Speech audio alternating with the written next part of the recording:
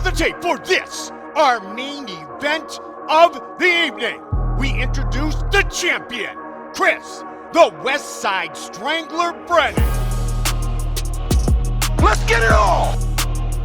Hey guys, welcome back. We are going to talk about, kind of recap UFC 274 this weekend in Las Vegas. Was it? Oh no, it was in Phoenix, huh? It was in Phoenix, yeah. It was the Footprint Center. It was the same building that Lucas's last fight was just in. So it was really cool.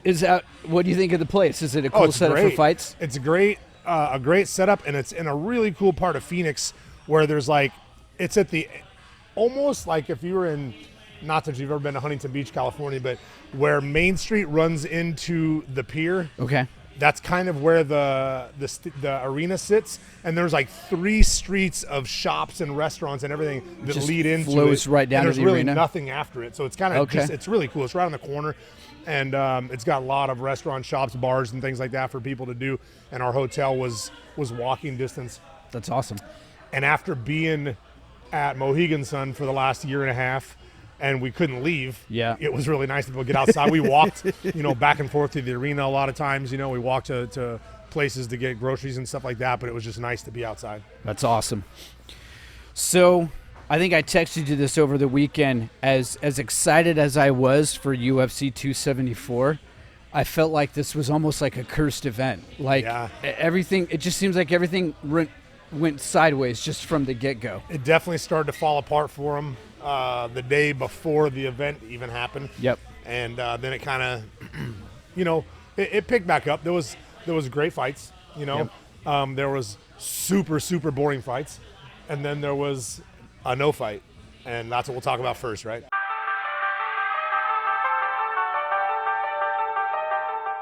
Let's talk about the no fight. So Cerrone and Lauzon, what'd you hear about it? What do you know?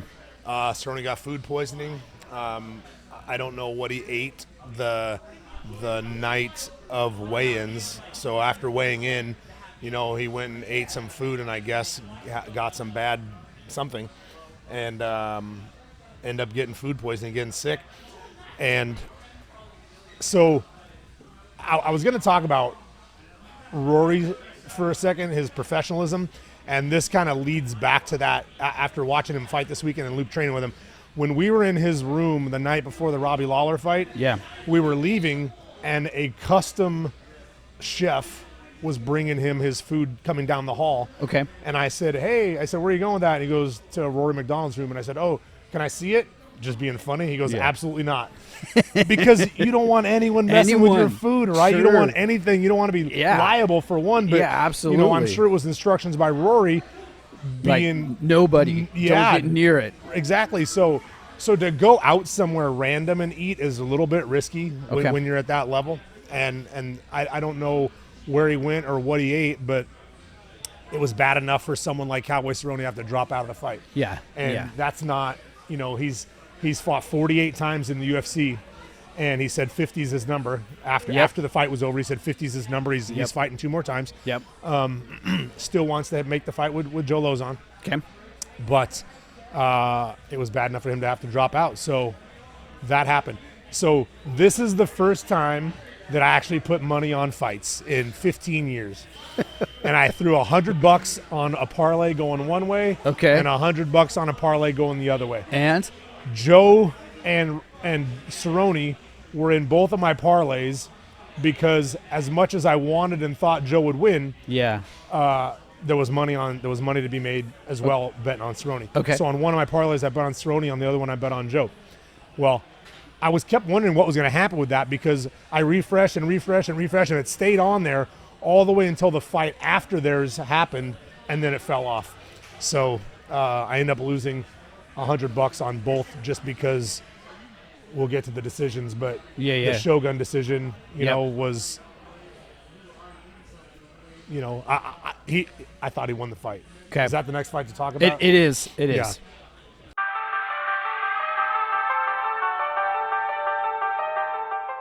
So we can lead into Joe Lauzon into Shogun and OSP.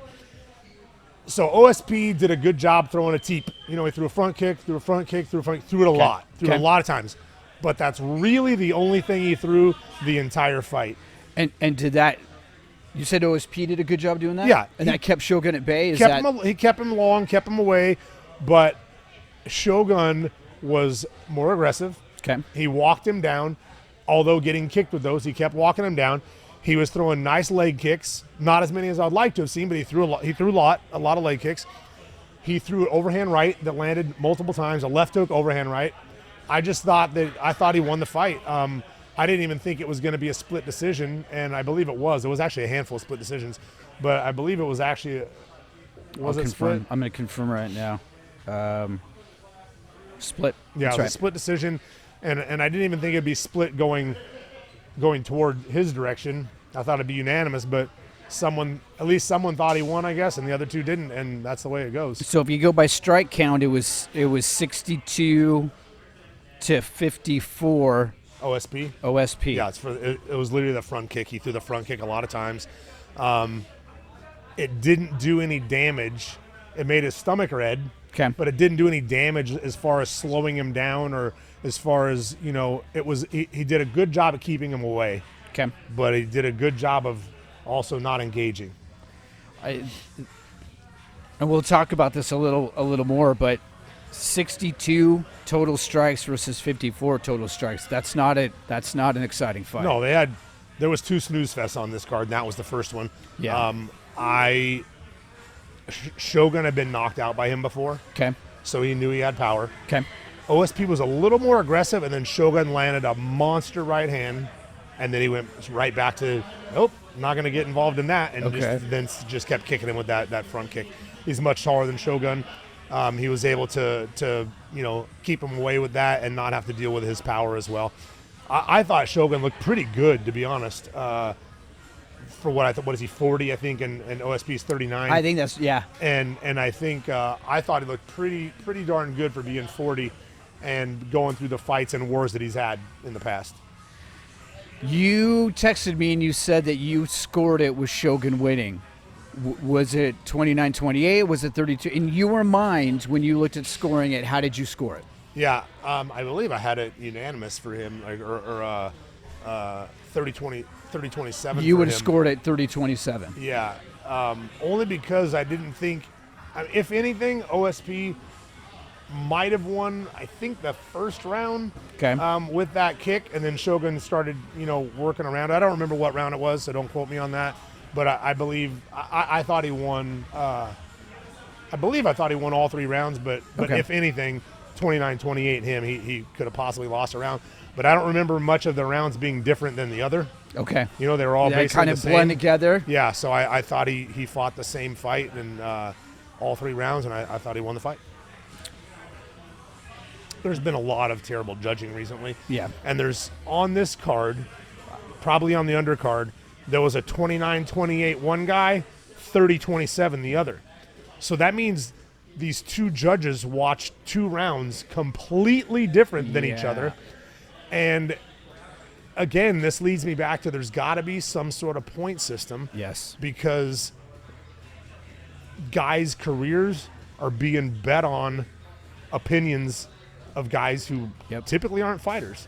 If I remember right, we'll talk about it. One of the championship that was a split decision. I believe one of them was 29-28 one way and 30-27 the other way. 29-28 for Rose, 30-27 for Carla.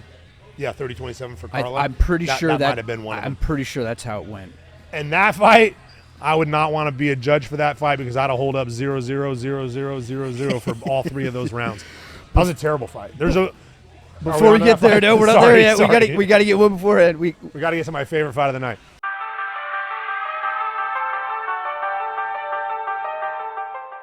This was the performance of the night, as well as it should have been. Michael Chandler versus Tony Ferguson, round 2, and I believe it was 17 seconds into round 2. Yeah, it was the first strike thrown in the second round, and it was a killer. Let's go back to before that. Okay. Rumor has it. Yeah, I wanted to hear about this. From my friends in California, I've got friends on the PD in California, that Tony was arrested 2 weeks before the fight on cocaine. So, I know he's a partier. I know he's a weirdo. Okay. If you're doing cocaine 2 weeks before the fight, you don't deserve to win the fight. However, Agreed. that made his knockout, for me personally, since I knew what he had been up to, way more scary. Way scarier. You get knocked out, you've been doing drugs, leading up to a fight that you're cutting weight for, and you get knocked out like that, man. Your brain. Have you seen some of the pictures of his face? You know what that is? That's his skull trying to come out of his friggin' skin. He got kicked his chin so hard, his head's coming up and his skin's coming down, and everything just fell off his face for a second. Is that really what that is? Yeah. Oh, what happens when you go this way, your skin's stuck when your head's going that way. Yeah. Think of it getting knocked out, right? Okay. Here's your brain. Here's your skull. Yeah. There's liquid around there. Yeah. But what gets you knocked out is bink. Yep. When this isn't moving and this goes bink. Yep. Like that. And that's how you get knocked out. Same thing's happening, up here. He got jacked so hard in the jaw that his head went up and his skin was still sitting. And that's why he looked 95 years old all of a sudden in that picture. Was that old commercials for the bitter beer face? That's totally what that looked like. I originally thought it was photoshopped, and I thought someone was being funny. But then I looked at another picture of they had a side-by-side of someone else who had recently happened to, but it was going sideways, and it was brutal. Anyway, so the first round, Tony Ferguson looked great. He looked the best he's looked in at least 5 fights since he's lost 4 in a row. He looked pretty good. He was accurate with his punches. Yeah. Why Michael Chandler, being the wrestler that he is, insists on striking for as long as he does. I was happy that he got the takedown when he did. When he finally decided to do it, he did, but he was already cut. At least one place, maybe 2 places. His eye was pretty jacked up afterwards. I think. Well, he said he got hit with a right hand or in the right eye. He was seeing double vision for a second. That's right. I remember Don't that. tell the commission. But he has good enough wrestling. He didn't have to get hit by Tony at all. Like he could have come out, and when Tony threw, Blast Double put him on his back right then. Yep. And then have to avoid his submissions. Maybe he was looking to get a little sweaty first in case he had to slide out of some stuff. But Tony's a good striker from the bottom. He elbows a lot from the bottom. He can cut people's heads from the bottom. And he did pretty well. Tony, I'm giving him credit. He did pretty well in the first round. His biggest mistake was in the second round. He started to pressure Mike. Mike started to walk him down, and he started backing up. And he hadn't backed up the whole entire first round. Okay. He was moving forward, making Michael Chandler back up the whole time. He started backing up, and as he backed up for a second, he stopped. And the second he stopped, bam! It was an unorthodox kick, and I can't believe this is a kick that Chandler has in his arsenal as something that he's going to on a regular basis. So the day before, when me and Lucas came in here, we worked that kick for half an hour. Really? Half an hour. Because Anderson Silva has knocked out people with it. Yeah. Lyoto Machida has knocked out people with it. Randy Couture, he's knocked out Randy Couture. Sure. Silva knocked out Vitor Belfort and somebody else, I forget who. But they were knocking guys out with this kick. And Luke has been throwing a lot of kicks. What is it about that kick that is unique that catches? I mean, it caught Tony completely cold. It comes straight up the middle. So when you have your hands up, if it's you're just slice. like this, and your hands are up here, it doesn't matter. As long as if your elbow's not in, yep. which it shouldn't be, if you're, it can block with it, but it just came straight up the middle. And Michael Chandler said it's not a kick that he typically works. Yep. But he saw the lane right up the middle and threw it, and that's a gifted athlete. Did you see Chandler's physique walking out? Oh my God, he's a dude. He looked specimen. Phenomenal. He's a freak. And he did a backflip, and then a backflip, and then a backflip. He did 3 backflips. Yeah. And his call out at the end was epic. Like his entire speech from the second he said, how'd he start it? He said, "And Joe." And from that point on, you're like, oh, it went crazy. Yeah. And it was amazing because he's for sure going to have a job sitting cage side with a tie on after he's done fighting. Yeah. He didn't say or no. It was straight like he was reading it. Yeah. But did he memorize it and still remember it after getting beaten like that? Getting hit in the head? Yeah, I'm thinking no. No, he's great on the mic, man. He was great on the mic after he beat Dan Hooker Hooker. as well. Same thing. Got on the mic, first time in the UFC, first time on the mic, and just killed it and did it again. And he walked out of the cage, giving himself 3 options. Yes. Afterwards, and the biggest option paid off. Connor tweeted, "I'd love to fight you. Let's make it happen."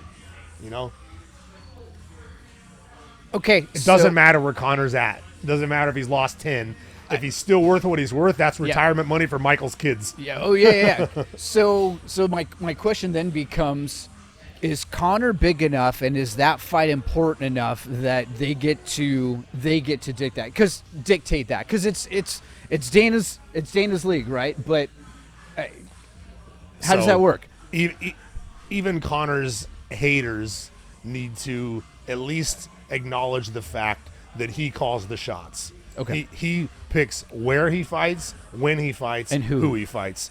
And the reason that is because the UFC makes more money in his fight than the a rest couple of the cards. year. Yeah, a couple cards. Maybe, you know what I mean? And they're going to make sure that whatever that is happens. And so he gets pay-per-view points. Yep. Right? Chandler would get pay-per-view points.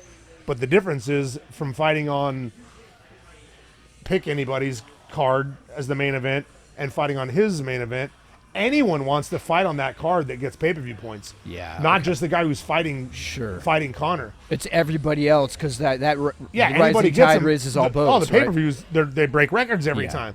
So if you're breaking records on your sales and you're getting 2% of that, 3%, 4%, whatever the percentage is, Connor's is, I'm sure, different than everyone's. That's why he walks out of the cage making, he said, somewhere between $16 and $20 million, on a $500,000 purse. So now you look at Connor, you've seen what he's been doing. He's gigantic right now. You look at the physique that Michael Chandler has. What weight class do they fight at? Well, that was the other cool part. So Chandler called out Oliveira. He called out Gaethje. Yep. And then he said, and he looked over and said, Dana White, if you and Sean Shelby or Hunter Campbell have a lapse of judgment and give this title fight to somebody else, Conor McGregor at 170, let's fight, right? And at 170, because he knows Conor's at 170 right now, or wanting to fight at 170. He's heavier than that. But he called out Conor at 170. So he lined himself up with 3 different options. And let's say there's 2 guys right now that are in line for the belt. Islam Makhachev. Oh, we'll get there. Okay. I want to talk about that with the after the last fight, because when we talk about Gaethje and Oliveira. Okay. So there's a couple guys in line for the belt. If they don't give it to Michael Chandler so that he doesn't have to sit around and wait, he's saying, give me Conor at 170. Yeah. Chandler doesn't have to cut. He'd probably have to cut 5 pounds. He can't be much bigger than 175. Yeah, because he's short, isn't he? Yeah, he's super short. Smaller. No, he's short. Okay. Might be 5. It might have him as 5'6", but let me see if I can find I'm that 5'8". He's easy. No taller than 5'6". Okay. It says 5'7". They're lying. Does it say 5'7"? I'm pulling it up right now. Let me see what it says. I love that. If it says that, they're lying. Michael Chandler. It lists him at 5'8". Yeah, he's not 5'8". He's 100% not 5'8". Okay. But regardless, he's shorter than the majority of those guys in that weight class. That was the same reason I cut from 50 or 70 down to 55, just because I was 5'8" at 170. Yeah. And all those guys are 6 foot, so I went down there because I was starting to strike more, but the weight cut was so hard I just went back to 170. It was tough. But anyway, at 170, he wouldn't have to cut much to fight Conor. He'd be very strong and probably in really good shape from not having to cut at all.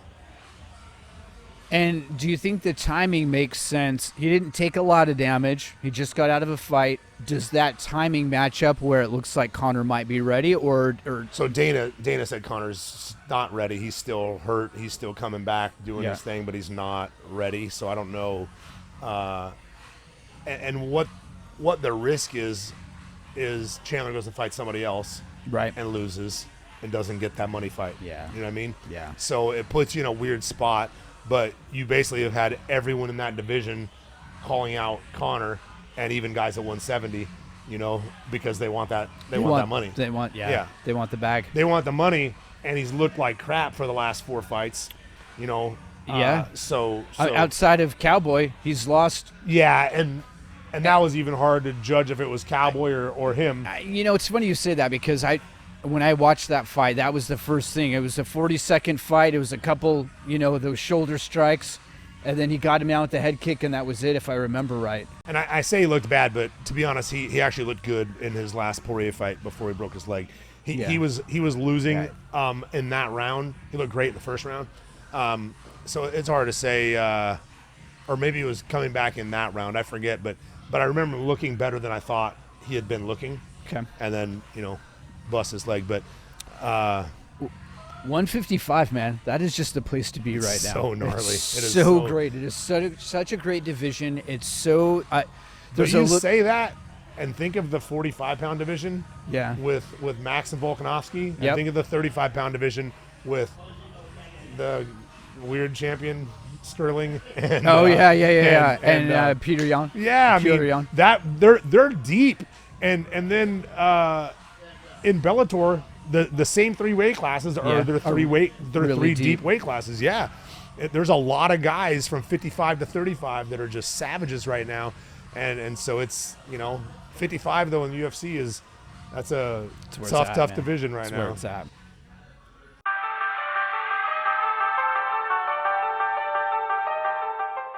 Let's transition to probably the hardest fight that I've watched in a long time. Rose and Carla. I texted you beforehand, and I just put in big capital letters, what happened? This is where I lost my second $100. And it's where I lost the fight I called because I thought Rose would win. So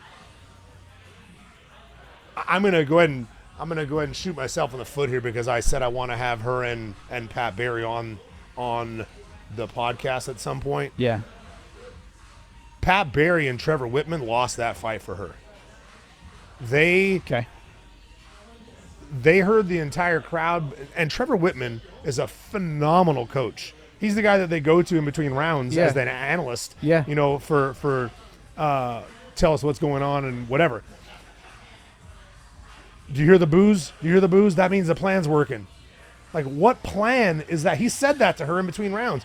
You hear the boos? That means the plan's working. What plan is working? So your plan was to go 5 rounds, and first of all, you should have 5 rounds in your back pocket in case you need to go 5 rounds. Okay. Your plan should not be to fight 5 rounds. Yeah.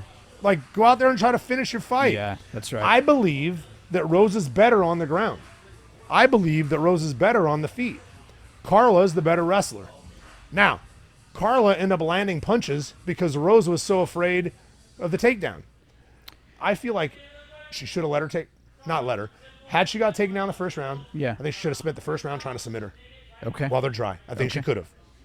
And she's good enough to. Okay. But she kept getting back up. I say that however many times it happened. I think there were 3 total. 2. She only took her down, according to the stat, she only took her down twice. And then she took her down and then once Rose, at the end. so they were on the ground 3 times. Right. And so I think she should have spent the first round trying to submit her. And if she didn't, you got 4 rounds left to go back to whatever your game plan is. Okay. But instead, she threw away round after round after round because she was so worried about the takedown that she wouldn't pull the trigger on the hands. And then Carla was so worried about the hands that she didn't go for the takedowns. She stayed outside and big stalemate with her dancing around the ring. It was terrible. Go back to, I don't remember what, UFC 8, 10, Ultimate. Dan Severn and Ken Shamrock fought each other. Okay. And it was 1 30-minute round, and that's what they did. Probably worse, but for half an hour. You know what I mean? And so Rose once talked about after she lost her belt that she let being the champion get to her, let the stress get to her, let whatever. I don't know if that's what happened again. And people start to not want to lose, so they fight to not lose rather than to win. Yes, and I never had that. Rose, Carla choked her the first time they fought. Yep. She is not the same person. She had 3 fights, and Carla had 12, I think. and she's not the same person as that. Yep. So I don't know if that was in her head, but like me and Pat Miletich had a draw, but had there been judges, I probably lost. I wanted to fight him again, and I went after him. I went after him. Yep. And then I wanted to fight him again, and went after him. I didn't care because I wanted to win so bad. I wanted to beat that guy so bad. I think you were talking. It was the Todd Medina podcast. That if Pat Miletich offered you a fight today, Yeah. you'd be like, "Let's go." And I love him. He's a great dude. You know what I mean? He's a stud. Yeah. And not even because Pat would be a great win on my record because Pat was the champion. Yeah. Just because Pat, he was my hardest fight as far as would just take you out of your game and force you to fight his game, and he was great at it. I was a blue belt in jiu-jitsu at the time. Okay. Clearly I was, I had a guillotine and a couple other things, and that was it. And I'm so much better, Sure. at wrestling Sure. and at jiu-jitsu that I just feel like, and at striking, that I just feel like, obviously he is too, but I just feel like that it'd be It'd be a now. different fight. Yeah, much different now. Different fight. Total strikes. This was something that was interesting. 38 total strikes for Rose. 30 for Carla. So Rose did outstrike her. Over a five-round five fight. rounds. At the end of one round, six I think strikes, I think, it landed after Yeah, the first round. it 6 was- or 9. Yeah, it was. And that's between two people. I think I can actually put total strikes. Were Four. there any? Yeah. Total strikes 4 and 4. 8. You were right. Okay, there so were 8. 8 total strikes. landed. And that is counting anything that landed. Whether it touched, whether it a kick, a teep, or whatever. Yep. Oh, they called total and significant the same. It was 4 and 4. So Yeah. And So I just feel like neither one of them wanted to do anything. Carla can be happy that she's the champion. I wouldn't be happy about how I became the champion. well, her wedding pictures aren't going to look too bad. Yeah, so that's cool. I guess. Rose at the post-fight presser still thought she won the fight, but I don't know how you can think you won. I don't know how either could think they won the fight. Like, you couldn't go into that 5th round thinking, I got this wrapped. So there's at least the philosophy that you could go into of, I'm the champ, and they have to take the belt from me. And I get you don't go into that round, but I can at least academically say she didn't do enough to take the belt from me, and I can kind of get there with that. So that whole phrase is BS, and Okay. everyone uses it. Okay. But it doesn't really matter because whatever happens round by round Yeah. is what happens. Yeah. So if Carla won 3 rounds She won 3 rounds. and Rose won 2 rounds, Yeah. she took it from the champion. Nope. That's the way Fair it enough. is. Whether it was razor thin or not, if that's the way it went, you don't have to knock out the champion to beat him. You just have to beat him per round. You Yep. have to beat him in more rounds than they beat you. And so everyone says that a lot. They always have, but it really is not a thing because as long as you win the rounds by It's by 1 point, by math. yeah, Then it, whether it's at 10-9 and 10-9 and 10-9, there's no way that she can beat you now yeah. unless she finishes you or gives a 10-8 round so she can at least get a draw. And now that I have to correct myself. Earlier, I was thinking that it was Rose that won that 30-27. That couldn't have been it because it was a 5-round fight, so that couldn't have been the scoring. Oh, So I don't remember that's what true. it was, That's but true. I wanted to correct that because as I was going back, I'm like, oh, wait, that math doesn't add up. It could have been on the Shogun fight. So how do you – what the heck is next for Rose? I don't know, but I'll tell you what. You didn't watch the undercard. The second fight of the night yeah. was Lupi Godinez. I almost Godinez. watched that fight. Man, she is a phenomenal wrestler. Okay. And I didn't know it because she's got good striking also, but she wrestled so much that I made Lucas sit down with me today and watch that fight again just because of the things that she used and the level of her wrestling. And then during her fight, the commentators were talking about her sisters both wrestle, and they were in Mexico wrestling at the Pan Am Games, and one of them beat Jakar Winchester, who is one of our world team members, a phenomenal wrestler from the United States, and one of her sisters beat her that day also. Wow. And this girl was hitting slide bys, double legs, blast doubles, picking her up, dumping her. She was sitting in the corner on the ground, like doing all the right things and beating her up along the way. She rocked her on the feet and would go right to a blast double and put her on her butt. And she's only coming off of 2 wins in a row now. I don't know what her fights look like that she lost, but I'm willing to bet she wasn't wrestling. And if she was, she would have won the fights. Like, Carla, I always said Carla was the best wrestler in the division. Yeah. Besides Tatiana Suarez, who is no longer fighting. I would love to see this girl wrestle Carla or fight Carla, but take her down repeatedly. I'm assuming she's too far down. She's a couple fights away from that. Yeah, she's got to be. She was second fight of the night, so I'd imagine. But everyone, even Joe Rogan was talking to her after, saying, this is a fight that jumps you huge just by the performance. Like, it puts you right in the line with, give me people that are ranked right off the bat. Okay. And I'd like to see it. I was super impressed by her.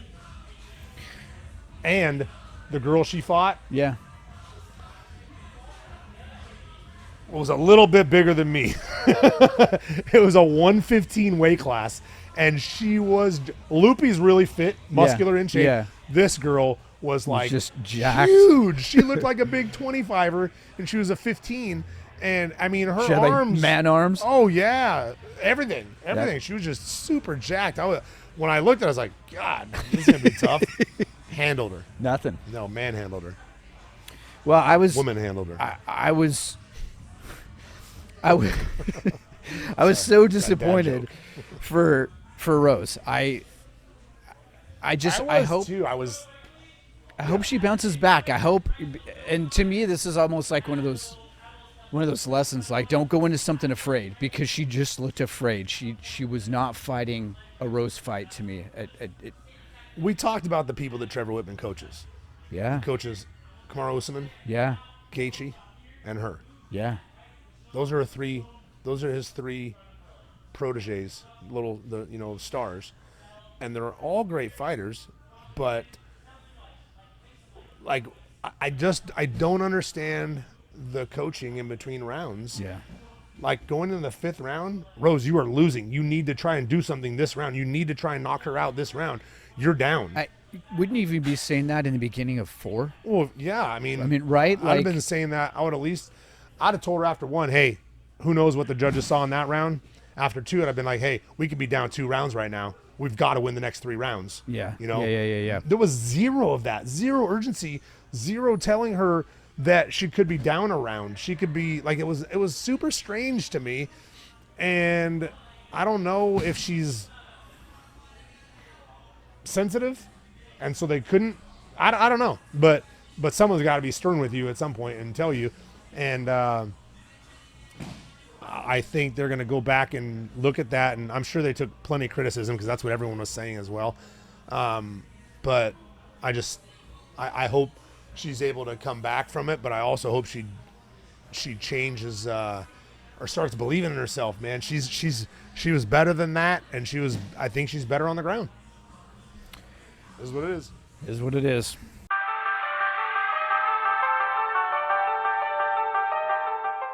Last fight. Holy cow. So I kind of want to talk about this one a little bit, and you alluded to it a little bit when you were talking about the food poisoning for Cowboy. Friday night, we find out that he missed weight. First question I have for you is, Oliveira had an hour to cut a half a pound. Yeah. I've never cut before. I don't know what that's like. I don't want to put myself in those shoes.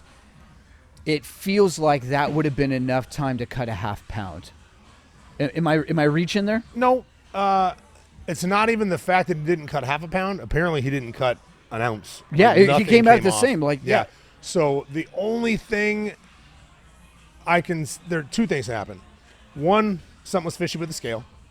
And everyone said that there was. I heard everyone, that. except for that. Gaethje. Yeah, I heard that. Of course. But the only other thing I can think of was he got under and started sipping to get up. And then once he was there and he was over on that scale, he started trying to cut. Well, once you start to give your body water back after you've been depleting it, it's like, nah, I'm keeping it. And so then it's really, really hard to cut. Okay. I don't know that he did that, but I'm trying to play with, reasons why nothing would have come off. Yeah. But even if the scale was off, let's say he gets on, he's 155.5. It should at least stayed where it was, right? When he goes back to whatever scale he was on, and it says, okay, I'm 155 flat, that means I need to get down to 154.5. I have to cut a half a pound. I don't care what that scale says. Right. I need to drop a half a pound. Right. Regardless, and then I'll get back on there, or 3/4 of a pound just to make sure you're under. Right. So I know that there could be bad juju with the scale, but it still feels like that math is easy to do. Yeah. It's strange. It's a weird thing that no weight came off. If he tried, and I'm sure he tried, because he wasn't. He lost the strap. Yeah, he's the title holder. Yeah. He's not gonna give up the belt. Did that affect his purse? No. Okay. No, and they still gave him the pay-per-view points. Dana talked about that in the post-fight press conference. But then they said, well, will he get him for his next fight? And he said, I'm not sure about that. That's a good question. But he didn't know the answer to that. Okay. And then they said, are you really going to take the belt from him? He's your champion. He performed. He goes, there's rules. He didn't make weight on the rules. He said, I'm sure everyone sitting here and everywhere else in the world knows that he's the guy, but he couldn't call him the champion. So a lot of people were really barking at the fact that he lost the belt over half a pound. Yeah, well, that's the way it goes. He could have lost the belt over 0.1. Is it that black and white and there's no questions asked? It is what it is? 100%. Okay. Every other weight class or every other fight, you get a built-in 1 pound allowance. Okay. So like Lucas weighs in at 46 when it's a 145-pound weight class. Okay. But if it's for the belt, okay, it's got to be the real weight, the legal weight, flat. I wondered about that because point. Chandler and Ferguson, I think it was 56. Ferguson was 155 and a half, and so I was like, well, wait, what? Yeah. But it's because of it's title fight has to be flat. Got it. And, okay. And any other fight gets a built-in 1 pound allowance. Okay. So the other question that I thought about, and I've been excited to ask you this, is he misses weight, he walks out of the presser, and that's at what, like 4:00 on Friday or something like that. He's got in the neighborhood of 24. It's got in the neighborhood of about 30 hours before he steps inside the octagon. What is the schedule like of a fighter during that time? And the second part of that is how does somebody like him not lose focus and not get in your own head during that time enough to lose? I'm curious of the schedule and how do you not lose focus? Because he lost the belt? Yeah. Because in reality, it's not about the belt. He still has a fight, one of the toughest guys in the weight class. Okay, fair enough. The next night, that's going to keep your focus focused for one. The belt, it sucks, but he also knows that if he wins the fight, he's the number one contender for the belt again. Correct. And if he believed that he was going to beat him in the first place, then he wasn't worried about losing the belt in the first place. Okay. Right? I don't know. I'm speaking for me. I'm not speaking for Charles. I don't know what he actually believed, but I'm sure it didn't mess with him that bad. It may have pissed him off a little bit. Okay. I know he was complaining about the scale. There was another girl that missed by 0.5. And then a bunch of people said that they were under on the gym scale and they were flat on the regular scale by half a pound. So it was clearly a problem. When Lucas fought 2 fights ago, we were at the weigh-in. We were weighing in the back, and he was, I want to say he's 0.3 under on our scale. Okay. So we were good. So it was like 150 or 145.7. And once we walked out and got on the official scale, it was official. So fortunately, Bellator had seen us get on this scale numerous times because it was the fight after the one he missed.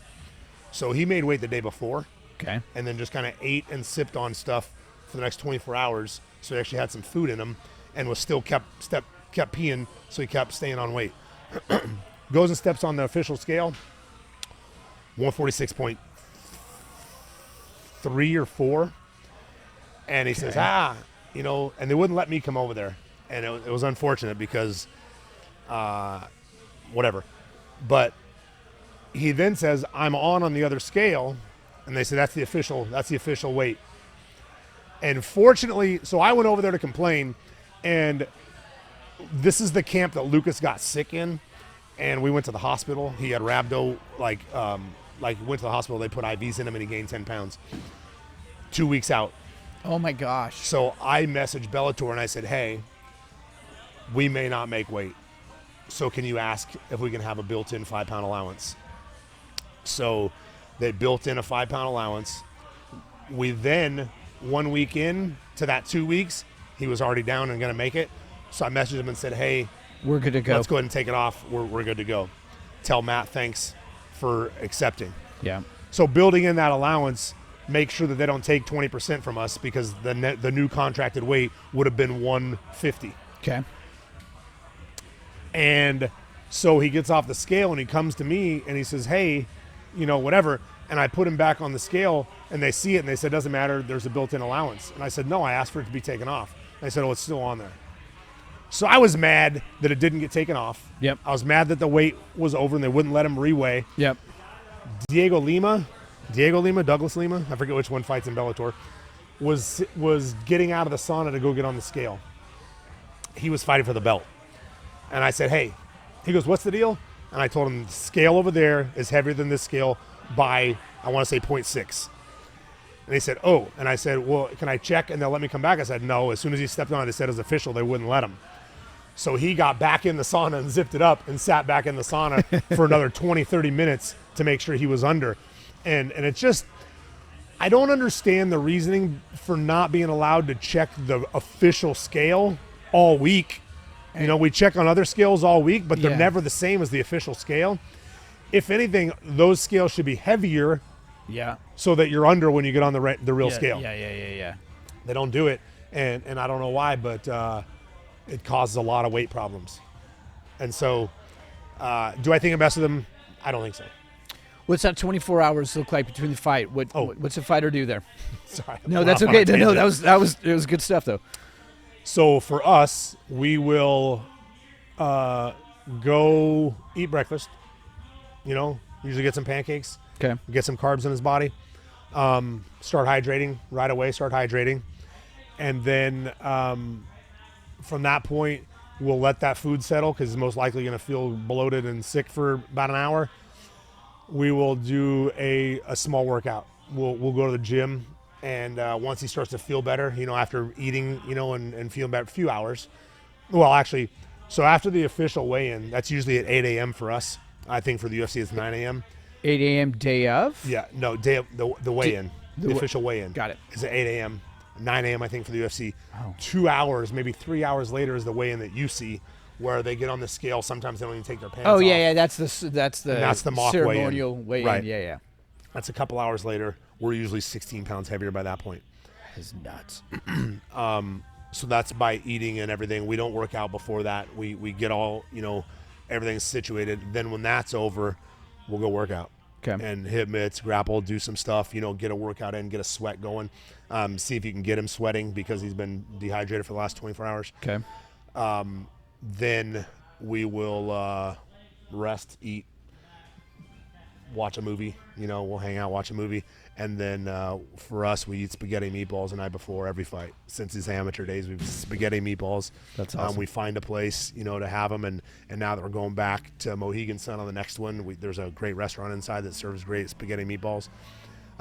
So we'll eat that and then go back and again, just constantly keep hydrating. Mm-hmm. You get excited when you have your first pee, you know, after you haven't in the last almost 36 hours, you know, that you've been cutting. Then you know that you're starting to be hydrated, you know. Okay. Then you'll start circulating, and you drink Pedialyte, you know, for electrolytes, not just water. Yep. And then you'll kind of mix it, and then kind of drift off into just water. And at that point, for him, it's time for us to keep checking the scale and scale back his food a little bit, because he puts on 20 real fast and will end up at the 25, 26 range, and I prefer 20. Okay. Keep him at 20. He's still fast. He's still quick. He's not bloated at all. Right. Once you get over that, everyone's different. He starts to feel sluggish. I think when I fought at 70, I'd get back in the cage about 87, 88. And when I was 55, I would get back in there around 76, 77. But there are guys like Joe Stevenson who would put on 30 pounds, by fight night. Lucas is someone that could easily put on 30 pounds. He gets to 25, and I'm like, whoa, relax a little bit. Let's drink.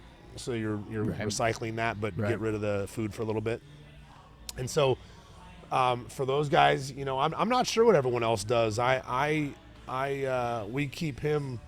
We've got a routine down, and we stick to it every single time. We do the exact same thing every single time. He eats these cram sandwiches that are like peanut butter and jelly sandwiches, but they're sealed like an Uncrustable, but it's healthy peanut butter, healthy jelly, healthy bread. Cool. And it's called Cram, Kram.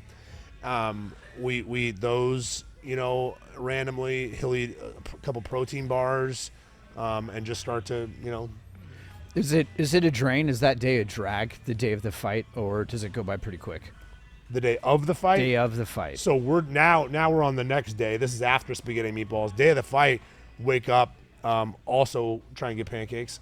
And then it does get long until it's about 3 hours before it's time to go. And all of a sudden it's like, oh shit, we gotta go. Yep. And so and I'm being as OCD as I am, I get the banner and I lean it against the door, so don't forget the banner. Yeah, I get the bucket, put it by the door. I double check everything in the bucket 5 times. I pack my bag, I pack his gloves, I pack all that stuff, set it by the door. I just kind of get everything ready, and then I'll go through and make sure I've got everything again. I'll go through everything we have. I'll spend that'll be kind of an off and on thing for about an hour and a half. I get that. Just to make sure that we don't get to the arena and not have everything that we need. One I guess I'll go out on a limb and give this secret out to everybody. For my whole career, I would take a half a Starburst and bite it in half and put a quarter piece of the Starburst in each side of my mouthpiece and then bite into it. And it keeps my mouth salivating through the whole fight so I don't get cotton mouth. So while we're still at the hotel, I'll take the Starburst, break it in half, put it in his mouthpiece and squish it in. Yeah. And so that that's there in case the commission wants to not say something, it's smashed into it so it looks like it's part of the mouthpiece. And that's a trick that I used. I've literally ran the streets of Japan looking for Starburst because we forgot to bring them with us and found them. But it just, everyone's got their own thing. Like he's had his same weigh-in underwear since his first amateur fight. That's cool. And we thought we lost him one time, and I went wild on the internet trying to find another pair. Couldn't find him, and he finally found him. Now every time they come off, they go in the bag, and then we get home, they go in his safe, and they don't go out of the safe until the next weigh-in. Wow. And so I'm sure there are a lot of guys that have superstitions and things like that, or just routine things that and that's something that we've always done. And so for these guys, everyone's probably got a different fight day or day of weigh-in thing, but that's kind of our cool thing. Well, for Oliveira, whatever he did, it worked. When he got in there, Gaethje was throwing. I think he sat him twice in the first round. Yeah. It ended in the first round, but Gaethje sat him twice, if I remember right. He did. Maybe both, but the second one for sure didn't have to sit him, but Oliveira was smart and sat. Yeah. And kind of said, come down. Gaethje said no. He got his cobwebs out and then got up and was fine. He milked it a little bit because that Gaethje's not going to jump down in his guard. Yeah. That's the most dangerous place to be in the 170-pound division or 155-pound division. So he knew that if he did that, he'd get a couple seconds, and he did. Okay. And then he got up and he was fine. The first one could have been a sit down. The second one, I think he got rocked a little bit and just sat down. Okay. That's what it looked like to me. Gaethje, and I don't want to talk badly about him. He's a high-level wrestler, doesn't wrestle. And he is a heavy hitter, but he fell down himself when he missed a punch. It was a left hook that He he throws just so wild that he gets out of position and gets blasted. And he got blasted. You know, he got hit numerous times also. Is that how they get to the ground? He got knocked down, right? Yeah. And he's just he fights for the crowd. And that's why they call him the human highlight reel, and the crowd loves him. But at the same time, just like Michael Chandler said before this fight, he's been a fan favorite now in the UFC, but he's not winning fights. So he needs to change up the game plan and win fights. Yeah. And Gaethje's in that position now. You know, he's losing or winning either way, but he's fighting for the crowd instead of fighting for wins. Yeah. And yes, he's trying to knock you out, but he's doing it in like reckless. Reckless fashion. And bro, go out there and punch somebody, take him down, beat him up. Yeah. You know, if your ground's not good, work on it. Get better. You know, he's been rear naked choked a few times now. He got mounted triangled by Khabib. If you get mounted triangled by Khabib, you need to work on your ground game. You know what I mean? Like, and that's not taking anything away from Khabib, but that's a hard submission to hit in an MMA fight at a high level, especially when you're a guy like Khabib who's a top player, grinder, you know, ground and pound, rear naked choke guy. He's not a jiu-jitsu guy where he's slapping triangles on people. Right. He slapped it on top and then pulled to his back to finish it. That's why when I watched that fight, I thought it was fake.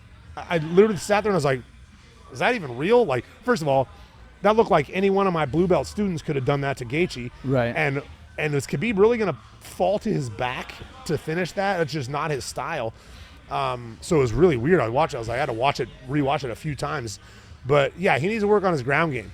And he needs to use his wrestling. There's so many wrestlers that they fall in love with their power and get out of the game of wrestling, and they wouldn't be near as good as they are if it wasn't for their wrestling. So why not use it?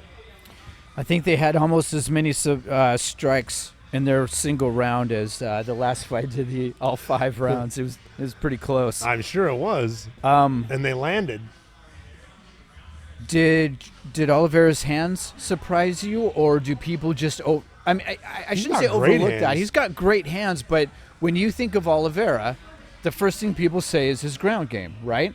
But it seems like that is leveling out more, and people are talking more and more about his hands. So, for an example, people think Tony Ferguson's looked bad recently, but if you go back, so let's say he looked good against Chandler, right, in the first round. Go back to his fight against Oliveira. Oliveira made him look bad on the feet. I don't think Ferguson was bad on the feet. I think Oliveira made him look bad on the feet. So everyone's like, oh, Ferguson's he's over the hill now. He's not looking good. I don't think he's not looking good. I think Oliveira's a stud, and he looks great everywhere. His wrestling is good. Yep. His jiu-jitsu is good. His striking is good. Like he's a problem for sure. You tease this a little bit, and I cut you off because I wanted to save it for now. Oliveira is the number 1 contender, and if you look at Oliveira's last fights, he's gone through Michael Chandler, he's gone through Dustin Poirier, and then he went through Gaethje. I don't think either of them, Gaethje and Poirier before this were tied. Oliveira was a champ. Gaethje and Poirier were tied as the number 1. And then it goes to number 3, and I'll pull these up for a little bit. How do you see that? So Poirier hasn't fought since then, right? Correct. So he doesn't get a shot. Yep. He needs to fight somebody and win. Okay. He told me in person that he wanted just big fights. He wanted meaningful fights. He wanted to fight Conor. He wanted to fight, he wanted to fight at 170 and whatnot. So I don't know that he's really itching to fight for the belt anyway, but he's not in line for the belt just because he hasn't fought since that loss. Okay. 2 guys who are fighting coming up, Islam Makhachev and Beneil Dariush. Yep. Those guys, the winner of that, should be in line for the title. The only other person out of those guys that could get a title fight would be Chandler, only because he's coming off a win. Gaethje can't because he just got beat. Yep. Right, so he needs to go back and win one. Poirier's coming off a loss, so he can't do it. Right, and to that guy. Yep. To the same guy he wants to fight, right? He lost to Oliveira.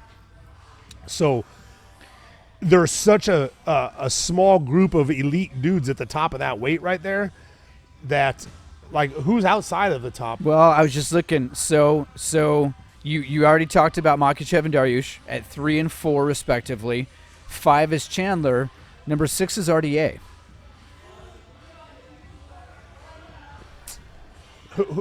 Where was Tony on this? Tony's 7. And then you got So that was Gillespie before and this fight? Connor. Before this fight. Yeah, they haven't redone the rankings yet. So who's in front of Chandler? Dariush, and then so Makhachev. Chandler probably won't move coming off of that win since Tony was behind him. Yep. And those two are about to fight. You know when their fight is? I don't. I'll try and look at They it. are fighting, right? Beneil Dariush and That sounds Islam familiar, Makhachev? but I can I was try. told that they were. I thought I can try and see what's upcoming and see if I can find it real quick. If you want to stall, I'll see if I can't find it. Someone here. else was saying don't make that fight, and Islam deserves a title fight now. I don't know what his record in the UFC is, how many wins he has in the UFC. I'll look that up. But I didn't see it. If it wasn't yet. a main. So it might not have been announced yet. I might have just been talking about it. But one of those two guys, Beneil, has he fought since he beat Ferguson? No, that was his last fight. Yeah, I don't know. You know, I think one of those guys are coming off of a longer win streak than Chandler is. I think Chandler gets his fight if Connor is available. If it's not, then he waits. But I would wait, because they will give him. So let's say this what might happen. Islam Dariush fight.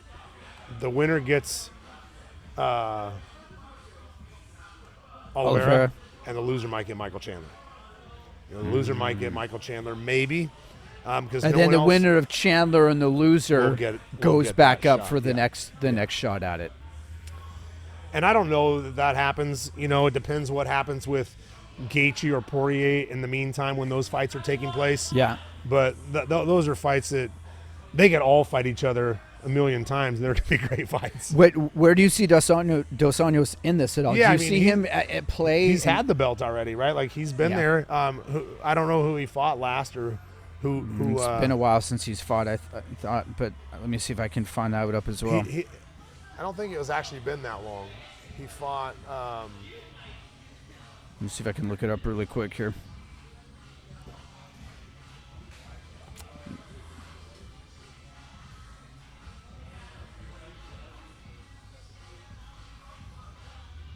I don't know if it'll pull up, but yeah, it'd be interesting to see, because I know a lot of people are talking about him rising up and what he could do in there. And, RDA. Yeah. Yeah, he's old too, though. Like, he's getting older. Yeah. He's already had the belt. Yeah. Lost the belt and then started coming back again. Great fighter, but I don't know. We'll have to go back. The page isn't loading up on here, Okay. so I don't. Yeah, I don't wanna... I'm not sure, but again, that's why we talked about how deep the 55 division is there. Right. Because, you know, I don't even know who's after him, but it's probably. I think you mentioned Gregor Gillespie, who's a stud. Yes. He's a really good wrestler. Yep. And throws hard, and yeah, I don't know. And then after that's Connor. That's your top 9 right there. So. And that's the one guy that can jump from 9 to 1 if he wants to. If he wants to, because he's going to get paid. Yeah. Everyone else is going to get paid. That's why. Yeah. It wouldn't be if it was just him getting paid, but the UFC gets paid also. Overall, when I finished watching the fights, man, the finish. And before I wrap up, one other thing that I thought was interesting was you talked a little bit about it, how when Gaethje dropped Oliveira, the 2 times he sat down, he wasn't jumping on him. And I noticed throughout a lot of fights, when somebody drops, usually it's like a bomb for the hammerfish. You're just trying to get after him. And Oliveira was so calculated that when he dropped Gaethje, he went right to the jiu-jitsu. Oh, I yeah. mean, he went right into jiu-jitsu and took his back, and he had boy, That inverted that reverse triangle. yeah, that Yeah, looked back triangle. uncomfortable, man. Yeah, it was tight. I could tell you could tell that there was space. Yep. And that he may get out if he exploded. And he was able to just reach up and get his arm out and kind of unlock the legs, and that's how Yeah. Gaethje got out of that. But Oliveira was on the bottom basically when that was happening, and as Gaethje started to get out, he quickly dragged and got right behind him and Yep. was instantly on the neck. Yep. Like he didn't play at all. He was instantly on the neck and going for the choke. when we watched it, I don't know if you saw the replay. Gaethje's entire chest was white underneath, where everything else was bright red, and there was no blood all around where that was sunk in. It if you go back and look, I mean, it's bright white. Wow. It was. He had that in deep. It I'll have was. to look at that. That's And wild. were you surprised that Gaethje tapped? I mean, No. you hear tap or nap, right? No, And yeah, I don't know mean, if that's a real thing or not, but I mean, what's the point of going to sleep? To be honest, if your air is gone, you're not getting out. yeah. It doesn't prove anything to anybody except for the friggin' armchair warriors that Yeah. I wouldn't tap. BS. People talk trash about Conor for tapping to Khabib, but they didn't talk trash about Gaethje tapping to Khabib. Yeah. Like people tap when they get choked. What? Gaethje was out. Oh, did he go to sleep? Yeah. He didn't tap? I think he did. I'm pretty sure the ref didn't see it, Okay. and by the time Khabib let go, He was Gaethje out. was drooling. Yeah. Like he was done. I mean, most likely you're going to tap. There's Okay. no reason not to tap and waste the brain cells. If you're not getting out, you're not getting out. It's not healthy. Yeah. To get choked out. And if I remember right, and I could be wrong, but when Conor got tapped by Khabib, that was a neck crank. That was a crank. Yeah, it was in between the two. That looked like that was more this hurts It was rather than mean. I'm going to go to sleep. You Yeah. know? So yeah, looking back on this, I was excited. I was really bummed. UFC 274. I think I just look back on it. I'm kind of confused by the whole night. Two amazing moments.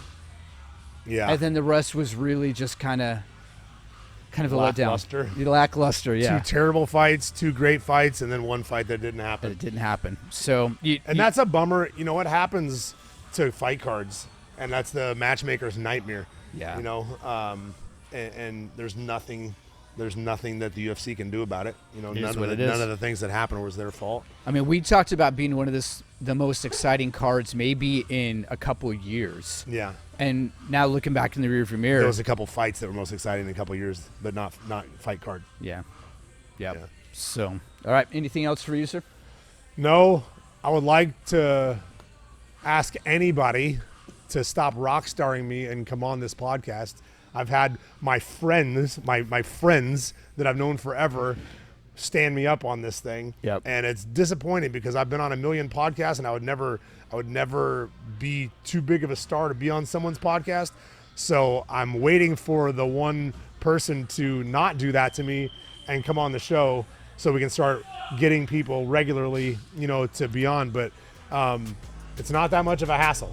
So hopefully I can get a couple people on We here. make it easy. Super we make it easy. real easy. Super easy. All right, We'll that's take all. care of you. All right. It is all over, just like that.